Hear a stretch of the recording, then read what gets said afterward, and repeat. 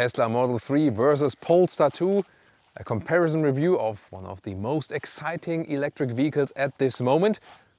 Do we take the red pill or the white, grey-ish pill? It's called magnesium, this color.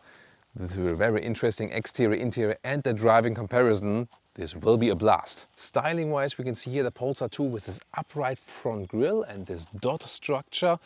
And to me, the more prominent design definitely than the LED daytime running lights. So it has some kind of crossover look already in the front. The Tesla, more this EV style look definitely, and a flatter sedan look. So styling wise, I think the Polestar 2 wins it for me, at least from the front. What about you? Interesting in the side profile, the Polestar 2 looks a little bulkier because of this crossover style, crossover cladding right here, really cool look, sporty crossover look I would say. And you can see here this special design graphic right there. But lengthwise, the Tesla is longer, 10 centimeters or 4 inches longer, 4,70 meters here for the Tesla, or 185 inches, 4,60 meters or 181 inches for the Polestar 2. And you can see the Tesla Model 3, more the classic sedan styling from the side profile. It wouldn't have been necessary for an electric vehicle to have this classic sedan styling, but they just went for it for design purposes. And also interesting how the strong shoulder is being formed out right there. Really looking forward to your comments. Which one would you go for design-wise? And also super interesting to take a look at the rear in direct comparison. The Polestar 2 with a more modern look. Very interesting light signature here as well, and this more angular design, whereas the Tesla looks rather outdated design-wise in comparison to the Polestar 2. But what is not outdated at all is the range and the efficiency with the Tesla. Really interesting to tell you that already right now, because it's one of the crucial factors of this comparison review. So in our tests, when we keep it steady as for acceleration and so on, we can score a range of up to 600 kilometers or 400 miles with the Tesla Model 3, whereas the Polestar 2 rather goes in the direction of around 400 kilometers or 250 miles. And this is of course a big difference. The efficiency difference here, when we talk about energy consumption on 100 kilometers or 100 miles, at least 4 to 7 kilowatt hours on 100 kilometers, even more of course, more like in 6 to 12 kilowatt hours on 100 miles difference in favor of the Tesla Model 3. So the faster you drive also, the bigger the difference is, the more efficient is the Tesla Model 3. And that is on the paper definitely a great advantage already for the Tesla Model 3. But design-wise, I really have to say the Polestar 2 it would be for me. Special thing about Tesla, you get constant updates, both for software, but also for the hardware. So here recently the Model 3 Long Range received also battery upgrades, now at 77 kilowatt hours in this vehicle on the paper, but it could also be the net capacity. There are also already vehicles out there that says 82 kilowatt hours in the papers. Even in the Tesla community, discussion about at the moment, are these two different versions, or is it a difference between gross and net? The German authorities also do not know a lot of the times what they put in their papers. Charging 11 kilowatt AC, or at the V2 supercharger 150 kilowatt, or at the V3 supercharger then 250 kilowatt. So clearly the Tesla leads there together with the supercharging infrastructure. That's of course another advantage for Tesla, especially when you are in the US. And recharging of the Polestar 2, also 11 kilowatt AC and 150 kilowatt DC. So when you have the latest edition of the superchargers, then once again the Tesla prevails here. So once again on papers, as for efficiency, range and recharging, the Tesla definitely needs it. Oh, and the Polestar 2 also has this goodbye light signature. Yeah, there we go. Really spaceship alike, or kit alike maybe, Knight Rider. This in the welcoming part. That's nice. And turning indicators comparison here in the rear. Oh, ain't that cute. Well, I think it's too small for a turning indicator in the rear with the Tesla Model 3. Whereas with the Polestar 2, this is definitely visible. And in the front, it replaces the daytime running light with the Polestar 2. I think really fancy, whereas with the Tesla, there's a separate turning indicator in the lower area then. When we open the engine hood, we usually talk about acceleration figures with combustion engine cars. Well, let's do it also now today here. 4.7 seconds is the acceleration figure for the Polestar 2, 4.4 for the Tesla Model 3.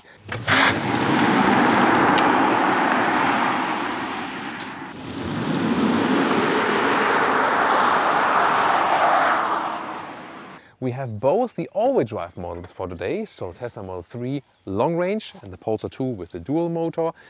Now both are also available with one single motor. The Tesla Model 3 has been out there with the SR Plus model called now Standard Range Plus, rear-wheel drive only then. The Polestar 2 now also has the entry-level model, front-wheel drive only. But the price difference is not that huge here with the Polestar 2. With the Tesla you can save a lot of money with the base model. Polestar 2 just a little bit. But here now the trunk, tiny with the Polestar 2, just fitting for some charging cables, whereas the Tesla is actually a little bit better here. So you can put charging cables and something more. This, has a triangle here. So very well usable here with the Tesla Model 3, Polestar 2 just a little bit tinier. Key comparison, both, doesn't look too good. Here the normal key fob for the Polestar 2, but really cheap housing. And Tesla here with the Model 3 you have the key cards, but you can also still order the classic Tesla key from the accessory department. Then Tesla here with these integrated door handles, and door closing sound doesn't sound that sophisticated, but also frameless. Yeah, the Porsche Taycan sounds good, although frameless doors, but it's also triple the price. Then inside, all animal-free materials. That's of course cool with both vehicles today. Awesome, that's where we are in 2021. And soft touch, here's some microfiber use. Recent update with the facelift also, with these buttons here that are now illuminated to open the door, and manual opening the door here.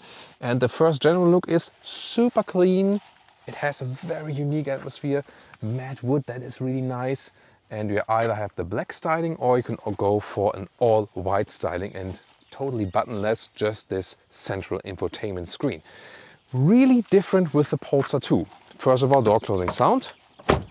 That sounds better, but also not super sophisticated. And then you can see this is more a classic car interior, not in a classic car as for old-timer vintage vehicle, but more of a traditional how we design car interiors.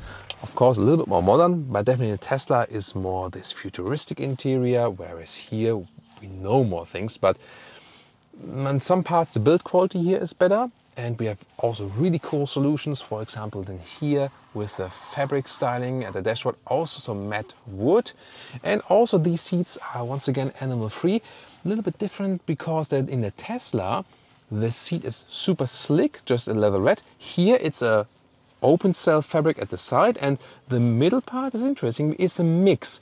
It's not open cell fabric as with the side, but also not super slick as in the Tesla. It's something in between, and I think it's a good solution because you can wipe it clean quite easily, but still it's already a little bit more breathable.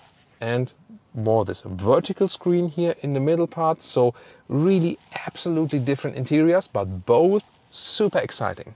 Seating position comparison, Polestar 2 here. I'm 1m86 or 6'1", frequent subscribers know. And here, to the sides close, but to the panoramic roof, there's a lot of headroom left. So both with fixed panoramic roofs, and steering wheel control are in and out like this, so smooth control. So nice position here for tall drivers. You more have the classic cockpit atmosphere with a big middle tunnel right here, so as you know it, and you feel like this is going in some way crossover direction from the seating position. And also when you put the seat here a little bit higher, I think it feels a little bit better to the vehicle. So definitely more comfort here, and you have the space to the top ceiling. When you put this seat here a little bit higher, you somehow feel better positioned in the vehicle and more fits to the whole philosophy of the vehicle. I feel the seating comfort is a little bit better here with this seat forms. Cool feature with the Tesla Model 3, I have here this easy entry position, and I can switch it in the screen, or when the doors close automatically when I put in the gear, then I have my position with the steering wheel more towards me and the seat also a little bit closer. And here with the Tesla Model 3, the seat is not that optimized on taller people. They are a little bit short, and that's why I can only find comfort here when I move the back part of the seat a little bit more to the back, which is not that ideal for best position in the seat, and also for building up pressure for the brake pedal. Well, the brake pedal you don't use that often here in Tesla Model 3 though. So overall the seats don't feel that sophisticated. Definitely more comfort in the Polestar 2, but still also somewhat fine because they are also really soft, and again a high-grade leatherette being used here. This is what I've always been talking about. There should not be animal materials in cars in modern times, because you can have the very same luxury experience even then with recycled materials. Well, and overall, super different position. In a way, you feel you're a little bit lower in the, from the whole concept, because you don't have this crossover concept here, but definitely a more roomish feeling when sitting inside here. And headroom, once again, fixed panoramic roofs, a lot of space here, also in Tesla Model 3, and to the side, of course, a little bit closer. But you can drive both vehicles also when you're quite tall. As for the headroom, once again, super clean atmosphere here in the Tesla Model 3, and that's somehow also calming while driving. However, the speed just appears here. I think a head-up display would be really useful then for a Tesla Model 3, because looking at the speed right here is definitely not ideal. Software-wise, and also the CPU and so on, superb with the Tesla, and they say that Tesla has a lead of 5 years in comparison to the other manufacturers as for hardware-software combination. As for that, see here, super fast as for the satellite view, and you can have a lot of different controls here in the infotainment screen. You should not control it while driving, but the most stuff, you set it once and then it's actually fine. For example, if the steering mode is like this, leave it at standard. If you want a little bit more stiffer feedback and so on, and also if you want the stopping mode to stand still, or if you want to roll when releasing the brakes and so on. Here, usually set the acceleration to chill. That's totally fine, totally enough. Here in the long range model, it's always so powerful that standard is sometimes like almost too fast. Climate control, however, only here in the lower part like this. That's not too easy to control. However, you can do more and more with the voice control. Set temperature to 20 degrees. And that works very well, and you can do a lot more things with the temperature, with the with the voice control, like navigate to Berlin. Oh my god! Here, and that works very well. Super fast reactions. Also, that's how it's supposed to be. Then we have inductive charging pads, 2 now since the recent facelift, with nice microfiber. And we can slide this one open, a lot of space right here. Cup holders, however, not adaptive, that's a miss. And then well attached, the build quality has been improved bit by bit with the Model 3, and even more space underneath. Here's also a 12-volt power supply, by the way. Let's take a look at the camera, because this is really fancy. Great resolution, and also recent update that you also now have the camera view from the side mirrors. So this is then looking backwards. Oh, interesting that the color temperature here is a little bit different. Warmer temperature here and colder up there. Now the interior overview of the Polestar 2. More design elements, not that calm in design, but still a great Scandinavian style design. So really like that. More the vertical fit than here for the screen. And here we have both the infotainment screen and also the digital instruments. And I really have it, it's better to also have digital instruments, or at least a head-up display. And it also switches around a little bit here on the left side. When I put the gear in, you can either have a map view like this, so it's good to have this GPS view then in the middle part, or you can also switch it around and have a more just bigger speed like it is, so you're also flexible. Overall, I think well done as for that. In the middle part then, however, you have this overview. You can directly switch to the vehicle functions. That's an easy control as well. One pedal driving, standard, that's recommended definitely. Here creeping on or off, it's also when you release the brakes. Steering feel I would set to firm, because otherwise it feels too loose actually. And also assistance systems easy to put in and out. The camera here is with this fake drone view from above, and then you can switch to the rear view camera. Here I feel the Tesla has better resolution as for the camera. However, this one here has also a usable front camera. How we go to that one again, 360, and then here we go, front camera.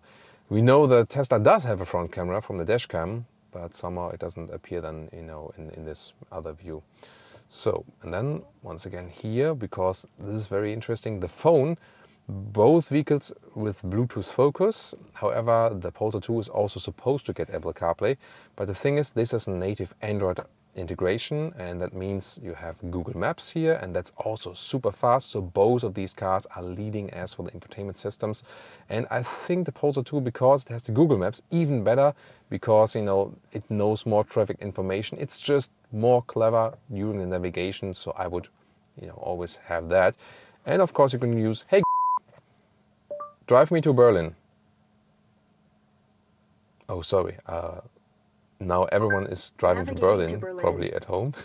Sorry about that. So I will not say, hey, famous search engine anymore live here on stage, because it all obviously activates all the smartphones. Yeah, sorry for that. And of course you can use other more sophisticated commands here with the Google Assistant. Let's try it with the temperature. And I don't say it. Change temperature to 21 degrees. Got it. Changing the temperature to 21 degrees. Super fast how the commands are being transported. In the middle console here, inductive charging pad for your phone. Then here the chargers as well. Then you still have a manual volume knob. That's cool, also very sophisticated, but no manual climate knobs either. However, here in the lower part of the screen, you can control it a little bit better than with a Tesla. So that's actually to put temperature higher or lower, an okay touchscreen solution. Once again, also the voice control is possible, of course. Then the shifting lever, also quite cool, with the Polestar logo. And the cup holders are adaptive here. That's definitely better, so the beverage don't fly around all over the place. You can put this one forward or backward. Then another cup holder, and you can also put this one absolutely backward. Not sure why they did in that way. Yeah, I mean that you can have this second cup holder then a little better, but this is not dampened, so here, yeah, that's not that kind of a premium solution, but overall I think the interior here feels a little bit more premium. Headless Thomas. Well, that's one thing I can only fit in here because I'm exactly next to the panoramic roof. I wonder what that does for crash safety. I don't know. That does work then headroom wise, but I feel a little bit cramped in here still. And since I can only find a comfortable seat position in the front when the back is a little bit more backwards, it gets closed with the knees in here. Not too good for the rear seating position here, I have to say. The only cool thing is really no middle tunnel at all. That's how it's supposed to be for the EVs, and that's why sitting in the middle part is actually easy. That's actually, you know, giving you a lot of, you know, space and roomish feeling. So overall, yeah, well usable, no doubt about that, but also nothing special in the rear. Here, by the way, especially at these transitions, for example, you can see that the build quality is still lacking a little bit, like this. You know, here the panel gaps. Yeah, you can say it's maybe not the most important. At least you can work on this one. I always say that the concept is really great, and the whole, you know, from building up from the base as the EV model. This is great with Tesla. On the details you can still work on later, and they have already improved a lot of things. I hope this is still to come. And in the rear of the Polestar 2, a more upright seating position, definitely, and again, more comfortable. So the cushions basically, they're a little bit more plush in the Tesla Model 3, but the overall ergonomics are definitely better here in the Polestar 2. Also from legroom, a little bit better. However, here the reason is actually not because the wheelbase is so different. It's more like that this seat is more upright because I can drive that way, whereas the Tesla I can only drive in a comfortable way when the seat is a little bit more back. That's also reducing the legroom in the Tesla Model 3. Headroom wise, yeah, I mean the Tesla has this integration with the panoramic roof that I can directly sit underneath it. Here then it's the beginning of the fabric, so it's also quite close here, but it still works. But the overall seating experience then, also like long term and so on, would be better than here in the Polestar 2. Once again, also really nice processed here, build quality, and we also have this armrest right here with adaptive cup holders. The only thing here, the cover here for the ski hatch, that's a little bit, you know, hit and miss maybe. I don't know what that's supposed to be.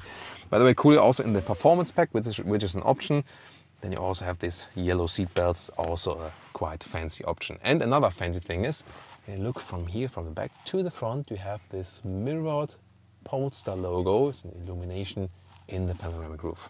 Ooh, and that's again where the Model 3 has an advantage. A middle tunnel in an electric vehicle, absolutely unnecessary. Of course, they also use it for stability reasons and for battery storage and so on. Yeah, I mean, this chassis feels more stable or stiffer indeed, but of course for the rear seating here, for the usability, yeah, that's not too good. Super interesting also the trunk comparison. Here, first of all, how they open. And here with the Tesla, more classic sedan style, not quite, but you see here more this, you know, smaller hole to put things in. And here you have to go very low to open this hatch, and this is then more this fastback styling, so easier to load things in and out. Well, in a low basement garage it might be a problem, but definitely when you remove this one here also, you can get things in and out way easier, and also maybe put a bicycle in and so on. This is also interesting, this trunk split here, that you can secure a backpack or whatever right there. And then let's look underneath. Here we go, some more space right there, and 440 liters. Whereas with the Tesla Model 3 we have 540 liters. So it's more in the capacity. And also right here, wow, this huge box underneath, and lengthwise, this is really interesting. Here the Tesla Model 3, a little bit more than 1 meter or 40 inches. So that's, you know, yeah, like this longer than the Polestar 2, and the width here a little bit less than 40 inches or a meter. And then once again, if we move to the Polestar 2, I can show that visual confirmation here. That's exactly 1 meter or 40 inches, but the width here is a little bit better. Also, yeah, exactly 1 meter or 40 inches. So width-wise, a little bit better here than with the Tesla Model 3, but the Tesla Model 3 longer, and of course there's huge storage underneath. But although the liter figure is better for the Tesla and the length a little bit longer, I think the crucial thing is really how to get things in and out, and the possibility to store more bulky things in. And that's why the Polestar 2 is to me the trunk comparison winner, although it has less of capacity.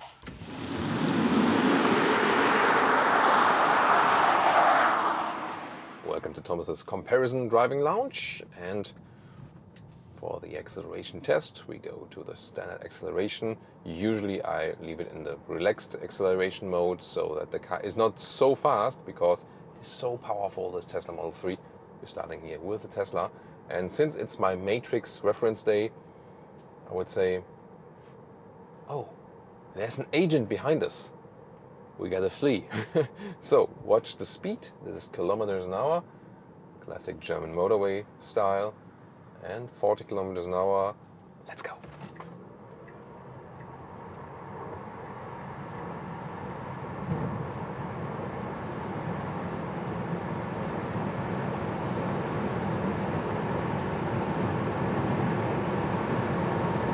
And that's 200 kilometers an hour, 125 miles an hour. Woo! Wow, I mean, yeah, in the later stages that was a little bit, you know, lacking of performance then, but like the start was super performant, really cool. And you hear now really loud wind noise here at higher speeds. However, good test now here for chassis and steering. Ooh, doesn't feel too natural. The steering is too hectic. I mean, it's super direct, but maybe even too direct in a way. It feels arcade-alike, so not that natural, more like computer game. So yeah, here now 130 kilometers an hour, like 80 miles an hour. This is more motorway speed that is better. As for the wind noises, now recuperation, lifting foot of throttle, strong recuperation, that's always cool. You can also see the energy spike from the acceleration, always nice to look at. And well, I hardly ever use the brakes in this vehicle. That's why also the brake pads, I mean, there's no problem of replacing them. It's more like that they are not being used, what is rather the problem than here in the Tesla. And of course, most of the time for the other electric vehicles as well. Well, and here at 80 kilometers an hour, or also when we are at 100 kilometers an hour, 60 miles an hour, that's more a motorway speed where I can enjoy it, where the wind noise is not that high. So wind noise, not the best. You know, there are some third-party retrofit kits for noise insulation, which some Tesla Model 3 customers install themselves. That might be a thing for you if you are a Tesla Model 3 owner. Looking at the screen here also, yeah, I mean, there's not much more ambient lighting here. a little bit with the buttons and so on, but that's basically it. Well, I mean, it's overall a good standard vehicle, so to speak, and it also works on the motorway, no doubt about that. Now with this extreme acceleration, consumption went up again, but the crucial thing here about the Tesla Model 3 is so far, to me, the most efficient EV I've driven. So the energy consumption figures are something like that true. So it's the only vehicle I want to like, was it really so low? Could that be? And that's what is also leading it here in comparison to the Polestar 2. This vehicle is more efficient both at lower speeds and especially also at higher speeds on the motorway. And you can always save a couple of kilowatt hours per 100 kilometers or 100 miles here with the Tesla Model 3 in comparison to the Polestar 2. And that ultimately, of course, also has an effect on the range. Together with a little bit bigger battery, definitely more range. So at least 1 kilometer, 60 miles more range, if not more, maybe more in a region of 100 miles more range, 150 kilometers more range here for the Model 3. So efficiency and range-wise, definitely Tesla Model 3 leads it. Motorway reaction-wise, here, higher speed. Performance-wise, yes, Tesla is better also. When we take the long range model now against the Polestar 2, the performance model of the Model 3, of course, even better. Of course, it will be very interesting when we hit the motorway now with the Polestar 2 and compare it. But before that, the agility driving part with the Tesla Model 3.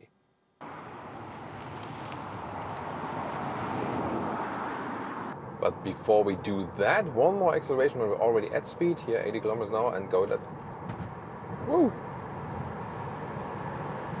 Yeah, still so much happening, but I don't feel like I want to drive way faster with this vehicle because of the wind noises. And yeah, once again, it's very precise as for the steering, but it doesn't convey such a safe feeling because sometimes overreacting, definitely. Yeah. Maybe when you want to overtake on the motorway with unlimited speed, you don't do it with 90 kilometers an hour. Yeah. Happens. And goodbye. One more lane change here, higher speed. Yeah, definitely too overreacting. And suspension-wise, it's also not that forgiving. The suspension is rather stiff. Hooking up quite well to the road, yes. But when there are some bumps in the road, doesn't feel that comfortable. So I'm not that happy with the suspension. And also how the whole car feels chassis-wise. It feels like it would be flexing. So it doesn't deliver this unity, driver, steering, vehicle and the road. Doesn't deliver this, unified feeling overall. Once again, we're always rating it at a very high level, definitely pointing out the pros and the cons of the vehicle. So the Model 3 to me, really good vehicle when you don't rely on too high speeds and when you don't have, too much bumps in the road, definitely. And especially when you appreciate that high range and efficiency at an attractive price point, that's the best thing about the Model 3. And now, some more agile driving fun.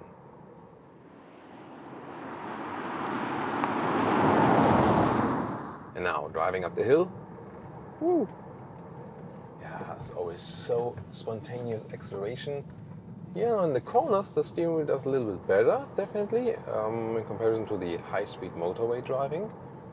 So you can have a lot of fun with that. And there's also a racetrack part with the Model 3 Performance we did a couple of years ago. That was really impressive. You can also check out that review, of course. And here, yeah, definitely having a lot of fun. And what a great spontaneous acceleration out of the corners. And this is a rear-wheel biased vehicle because you can also get it just with the rear electric motor. Here, of course, you're always getting pulled from the front wheels as well.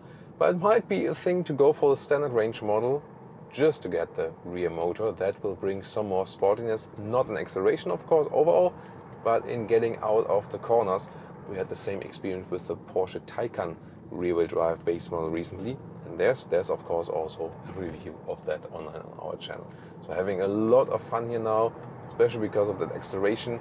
And since we have a quite even road here, it also feels nice. And doing slalom yeah, definitely. At lower speeds, the steering characteristic is actually cool that it's so extremely direct and gaming alike.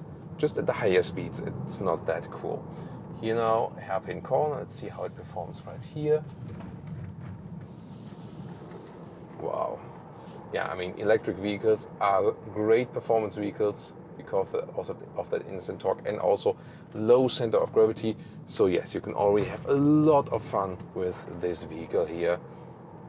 Yeah, that here, you know, especially sporty driving at lower speeds, very well mastered.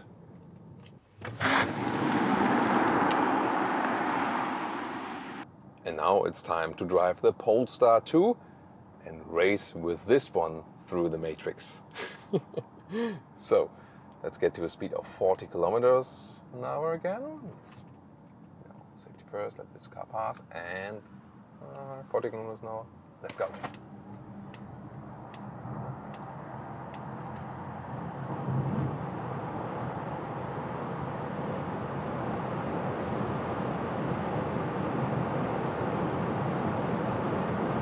And that's 200 kilometers an hour, 125 miles an hour. Yeah, also really great acceleration. What I wonder, we really have to check the time codes because I felt that the Tesla had more punch from the get-go, and then the Polestar 2 later on was maybe a little bit better. We have to check that in time code really. Here now at higher speeds, of course, you don't hear any engine noise or so. The wind noise are predominantly or prevailing, but I feel that the wind noise maybe a little bit less than with the Tesla. So that's my subjective feeling. Not sure how it comes on camera. Maybe also scroll back to the Tesla when we hit higher speeds. But here so far, good feeling. Lane change also, nice feeling. Recuperation, I feel, is not as strong as with Tesla, but definitely also strong, like you can do a one pedal driving feeling. Steering, I have set it to firm actually. Very rare case where I really set it to firm because you know, this is way better. When in the standard setting, it feels so loose. Yeah, that doesn't make so much good. And here then in the firm setting, the steering is, I would say, not that precise either. There actually, the Tesla Model 3 is better. The steering in Tesla Model 3 is not that natural, but in this artificial feeling, really precise. Here, even when you have the firm setting, the lower degree angle is somewhat dead, so not too happy with that. Overall, I have to say then the steering feeling better still with the Tesla Model 3. In both cases, quite artificial, but the Tesla Model 3 has the more precise steering. In the acceleration, what was interesting, Tesla Model 3 more rear wheel biased. This one here, more front wheel biased. So you feel more getting pulled from the front. And you know that the one electric motor version, which is quite new still for the Polestar 2, is also then front wheel drive only. So that you know, that also makes sense then in a way. But still, both feel really good in acceleration, both quite performant. One more lane change here. Still, I mean, it feels good and agile, no doubt about that. Also, once again, low center of gravity. These electric vehicles just have that advantage to have this super great handling because of the low center of gravity. That's making it so much sportier in the feeling than the non-EV versions, which would be comparable like a Volvo S60 in this case than here. Although the overall weight is way higher, it doesn't feel like that, you know. So also a lot of fun experience here. We have 20-inch wheels mounted here with the performance pack in the Polestar 2, which is then a little bit unfair in comparison. I wanted to get one without the performance pack. It doesn't change anything of the acceleration here with the Polestar. It just changes the bigger wheels and also the stiffer suspension. So the better comparison would have been without the performance pack. I also had this car, you know, on order, but then, you know, someone else crashed it before I could get it, and then we had to take one with the performance pack again. So sorry for that. But the thing is here, suspension-wise, yes, it's once again stiff because of the performance pack. So I also urge you not to pick the performance pack with the Polestar 2, have more comfort in suspension. But the difference in chassis-wise, suspension-wise, what you feel here is, with the Tesla Model 3, you feel like the chassis is flexing all the time underneath you, and you're more sitting on the vehicle, and the vehicle is working underneath you. here with the Polestar 2, I feel better chassis work.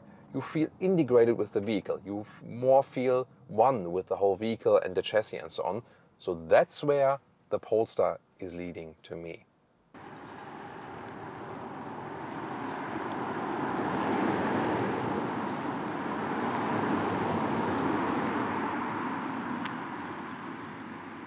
Now one more acceleration when we are already at speed. I've also put it a little bit bigger now. Let's go.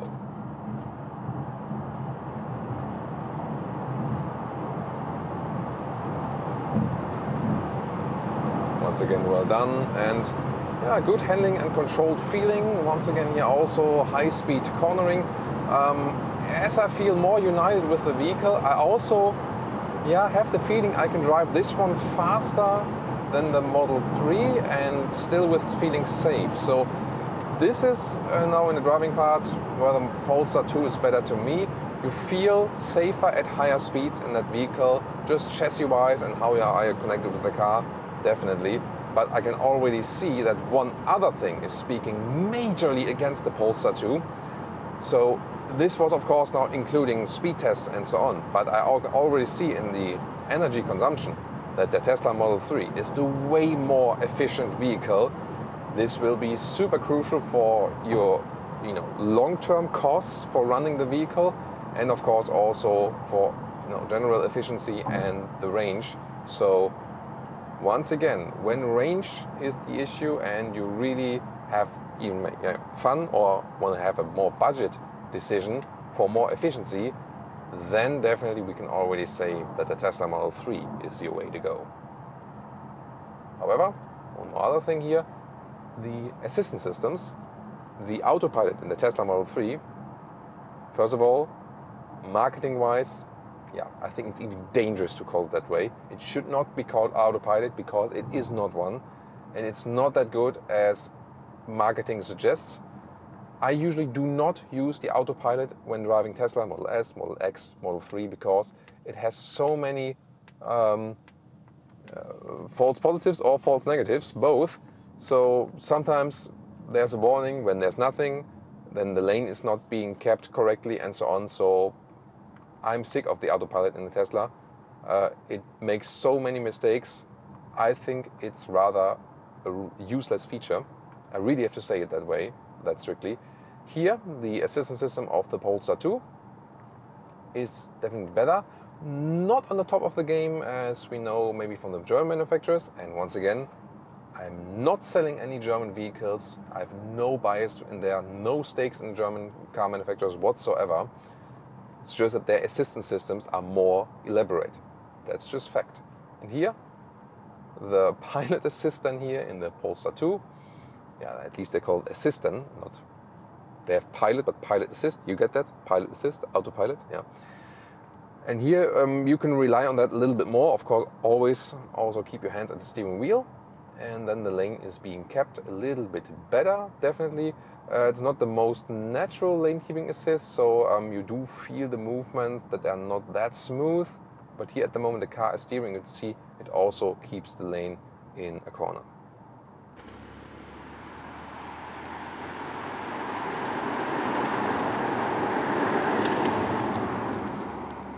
Oh, by the way, the turning indicator has such a unique and sophisticated sound.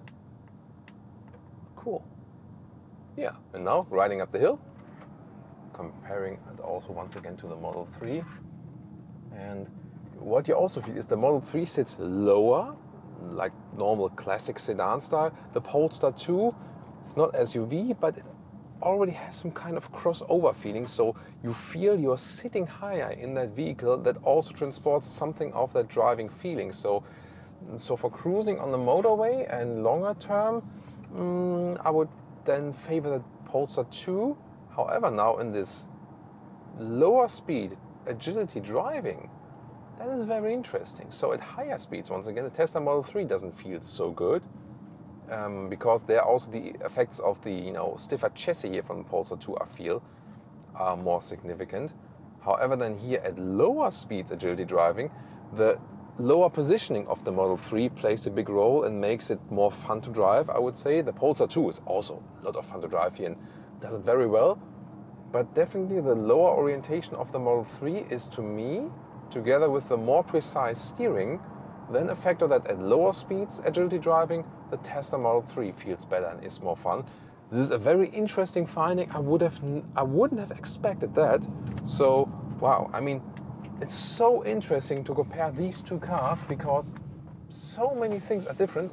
Yeah, getting out the corner, very nice, but there also I feel the rear wheel bias of the Model 3 does it a little bit better. Yeah, I would have expected the Polestar 2 to be way better than the Model 3 in this test here, but it's still good, definitely. But I really have to say that the Model 3 did it better than I would have expected in this case, considering also, that the chassis here basically feels better.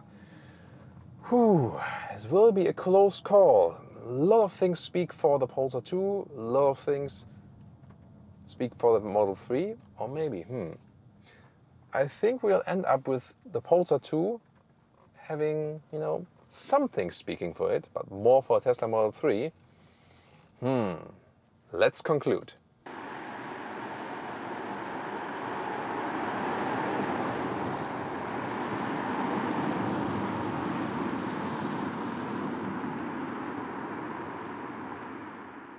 And now to our conclusion for today, Tesla Model 3 versus Polestar 2. What an interesting test. This has been awesome indeed. And on the factual side, you really have to say everything speaks for the Tesla. Way more efficient, way higher in the range. So, 500 kilometers or like some 350 miles is really realistic. If you go very efficient, even 600 kilometers or 400 miles, whereas with the Polestar, higher energy consumption and rather towards this 400 kilometers or 250 miles, maximum then of 450 kilometers or some 270 miles. So that really speaks for Tesla. Also the whole technology concept and so on, more things you can do with the infotainment, with the software, the constant updates you get and so on and so on. This once again speaks for the Tesla, and also the bigger trunk. This is also better with the Tesla. However, the loading of the trunk is better with the Polestar 2 with this with this hatch that opens very well. And to me, this could be a crucial factor also because in the Polestar 2, I could get a mountain bike in with a demounted front wheel. In the Tesla Model 3, rather not, or it will be a lot of pain to put that in. Interior-wise, both with a very unique concept, really cool, definitely. The Polestar 2, to me, a little bit more sophisticated, I think, from the interior. And the Polestar 2, you feel like being in a true cockpit. The Tesla Model 3 is a more futuristic concept, more open feeling. Chassis-wise, while driving, the Tesla Model 3 is flexing too much, I think, whereas the Polestar 2 feels like it is an experienced chassis, and of course, it profits from this experience the Volvo Group has over the years. So, it's really a tough decision because on the factual side, everything speaks for Tesla.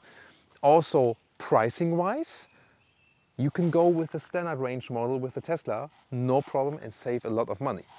With the Polestar 2, there's now also the entry-level version, but you have to go for the more sophisticated dual motor one because of the bigger battery. So the Tesla is so efficient that you can also go with the smaller battery. The Polestar 2 is not that efficient. You have to go for the bigger battery. Trust me on this.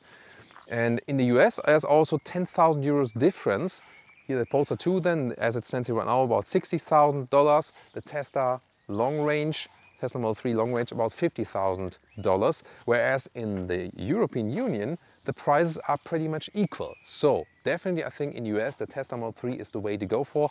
In Europe we have to think about, because on the emotional side, design-wise, exterior, interior, and the feeling of which car do I want to have in my garage and to drive with, there I rather tend towards the Polestar 2. And that makes it really so tough. So if efficiency and range is the crucial factor for you, and pricing and price performance-wise, Tesla Model 3 is the clear winner for today. But to me, the emotional winner from the coolness factor and the want-to-have factor, there I think it's more about the Polestar 2. So at the end of the day, it's a decision between what's better on paper and what's better design-wise and from this fun-to-have-it factor. Really tough decision. So I would really know when I live in the US and I need long mileage, Tesla Model 3 I would go for.